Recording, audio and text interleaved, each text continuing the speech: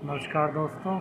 NABARD national rural ग्रामीण bank ने office assistant के पदों के लिए अटेंडेंट के पदों के लिए ऑनलाइन आवेदन आमंत्रित किए हैं, जिनके फॉर्म स्टार्ट होने की जो डेट है वो है 2 अक्टूबर से स्टार्ट होंगे। 21 अक्टूबर इनकी लास्ट डेट है और ऑनलाइन एग्ज़ाम की डेट इन्होंने पहले ही दे दी है, तो इसलिए सभी से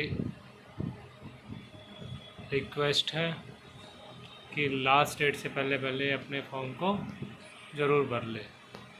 अब आते हैं वैकेंसी के ऊपर। इसमें जो वैकेंसियाँ हैं वो सब की सब स्टेट वाइज है। आप देख ही रहे हो, जैसे आंध्र प्रदेश की 2 हैं, अरुणाचल की 2 हैं, बिहार की 3 हैं, छत्तीसगढ़ की 3 हैं, इत्यादि वगैरह। तो आप सभी को हिदायत दी जाती है कि जो बच्चे इस फॉर्म को भर रहे हैं वो अच्छे से स्टेट वाइज नोटिफिकेशन देख के भरें, ताकि जिस स्टेट में अप्लाई कर रहे हैं उस स्टेट में वो एलिजिबल हैं या नहीं है। कभी ऐसे स्टेट में अप्लाई करते हैं जिस स्टेट में उनकी वैकेंसी नहीं हो, तो पैसे भी और टाइम भी दोनों चीज़ की बर्बादी होना लाजमी है। अब आते हैं डॉक्यूमेंट्स सर्टिफिकेट्स पे। मोस्टली जो गलतियां होती हैं वो हमसे ही होती है कि हम ये सोचते हैं कि ओबीसी कैंडिडेट्स कि भाई हमने ओबीसी एक बार बनवा लिया तो 3 साल तक वैलिड है, हर फॉर्म में उसको भर सकते हैं, जो कि ऐसा नहीं है। नाबार्ड ने यहाँ पे साफ लिखा हुआ है कि OBC candidate avail reservation benefit will have to produce OBC certificate 1 April 2024 का। इनका कहने का मतलब है कि ओबीसी कैंडिडेट्स जो कोई भी इस फॉर्म को अप्लाई करे वो अपना ओबीसी सर्टिफिकेट 1 अप्रैल 2024 के का या उसके बाद का होना चाहिए, उससे पहले का नहीं माना जाएगा, नहीं तो फॉर्म रिजेक्ट। या फिर ऐसा लगा लो कि आपकी ज्वाइनिंग होती होती रह जाएगी। यही बात EWS कैंडिडेट पे भी लागू होती है। जो जनरल कैंडिडेट जो EWS से फॉर्म भरना चाहते हैं उनके लिए भी सेम यही बात लिखी हुई है कि EWS will be produce EWS certificate for the financial 24-25 का 1 अप्रैल 2024 का। तो मोस्टली हमारी गलती ये भी रहती है कि फॉर्म भर देते हैं और उसके बाद का EWS अप्लाई या OBC अप्लाई कर देंगे, तो किसी प्रकार की दिक्कत नहीं आएगी। अब आते हैं एज रिलैक्सेशन पे। एज है 18 से 30 साल। जो बच्चे 18 साल के हुए हैं 30 साल के दौरान के बीच में हैं, जिनकी डेट ऑफ बर्थ 1/1/2024 को 18 की है, वो ये फॉर्म भर सकते हैं। फिर भी क्लैरिफिकेशन के लिए उन्होंने साफ दिखा रखेगी 2/10/94 से लेकर 1/10/2006 तक का बंदा एलिजिबल रहेगा। रही बात रिलैक्सेशन की, रिलैक्सेशन एज पर रूल ही रहा है। SC को 5 साल की, OBC को 3 साल की, पर्सनल डिसेबिलिटी को 10 साल की, एक्स सर्विसमैन को 50 ईयर्स तक छूट है, और जो विडो कैंडिडेट्स हैं उनको 10 साल की छूट है। ये बात इन्होंने फिर से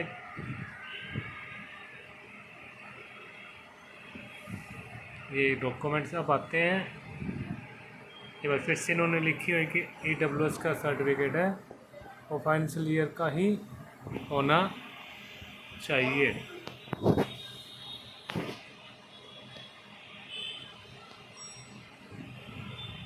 अब आते हैं सिलेबस पे कि आपका पेपर कैसे होगा, पेपर का पैटर्न क्या होगा, क्या आपको पढ़ना है क्या नहीं पढ़ना है। तो इन्होंने पेपर का अपना जो कुछ भी हो पहले से ही दिखा दिया है। सिलेक्शन होगा, ऑनलाइन टेस्ट होगा और एक LPT लैंग्वेज प्रोफिशिएंसी टेस्ट कि आप किस भाषा में देते हैं पेपर। वो रीजनिंग 30 नंबर की आएगी, इंग्लिश लैंग्वेज 30 नंबर की, सभी 30 नंबर का टोल मिला के 120 नंबर का क्वेश्चन होगा, 120 मिनट मार्क्स हो गए और 90 मिनट का पेपर होगा। ये आता है LPT, जिसके ऊपर उन्होंने बता रखा सेकंड पेपर। जितने भी सिलेक्टेड या वेटिंग कैंडिडेट होंगे उनको लैंग्वेज प्रोफिशिएंसी टेस्ट देना होगा। और LPT है यानी कि language proficiency test will conduct होगा ऑफिशियल लैंग्वेज में जिस स्टेट के लिए वो अप्लाई कर रहे हैं। will be conducted in the officially language of the state concerned in which the candidate applied the online application form। तो इसका कहने का मतलब है कि आपको, जैसे मैंने पहले बताया था, स्टेट वाइज वैकेंसी तो स्टेट के हिसाब से ही आपको फॉर्म भरना है, उसके हिसाब से ही आपको तैयारी करनी है कि जिस स्टेट में कौन सी भाषा बोली जाती है। इसका शायद मैं आपको आगे बता दूंगा। सेकंड एग्ज़ाम होगा, ये सेकंड एग्ज़ाम मैंने आपको बता दिया। सेक्शन प्रोसेस है स्टेट वाइज मेरिट लिस्ट। इसमें स्टेट वाइज मेरिट लिस्ट लगेगी, जिस स्टेट की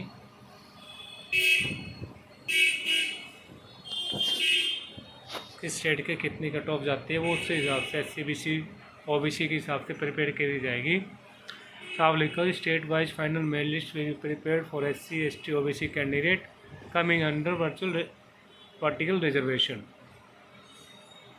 ठीक है।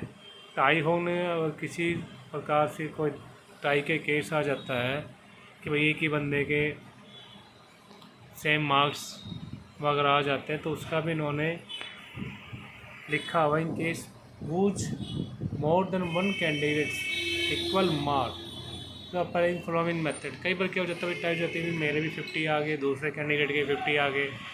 तो टाई होने के केस में उन्होंने साफ लिखा कि कैंडिडेट जिसकी हाईएस्ट क्वालिफिकेशन है अंडर ग्रेजुएट, सेकंड ऑप्शन है in case there is qualification highest qualification 10th 12th will be rank higher होने चाहिए। In case type highest qualification will be given mark. इस केस में मैं मान लें किसी बच्चे की हमें 10th की है, उसके नंबर 70 आते हैं, उसको दूसरा बंदा अप्लाई करता है, उसने ग्रेजुएशन भी कर रखी है, 12th भी है, उसके नंबर 70 आते हैं, तो जिसकी हाईएस्ट क्वालिफिकेशन होगी उसको ये प्रेफरेंस देंगे। बायोमेट्रिक कैप्चर एंड वेरिफिकेशन होगा। ऐसी कैंडिडेट उन्होंने साफ लिखा है रिजर्वेशन करा देंगे। अब आती फीस का बढ़ना। एप्लीकेशन फ़ीस ऐसी कैंडिडेट के लिए 50 रुपये है। ठीक है। अदर कैंडिडेट जो बच गए उनके लिए 450 रुपये फीस और 50 रुपये बैंक चार्ज है। तो कुल मिला के उनको 500 रुपये पे करनी होगी, और वो भी 21 अक्टूबर से पहले लिख रखा application fees individual charging non refundable fees online. ठीक है। अब आता है, ये है हमारे सेंटर आंध्र प्रदेश का है, गुंटूर, विजयवाड़ा।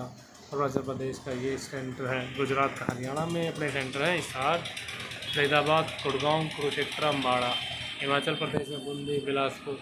इस प्रकार से देख के फिर अपने सेंटर अप्लाई करना है। हाँ, जो LPT लैंग्वेज प्रोफिशिएंसी टेस्ट जिसकी मैंने ऊपर बताया था आपको कि टेस्ट वो ये है, हर स्टेट की अपनी अलग लैंग्वेज है।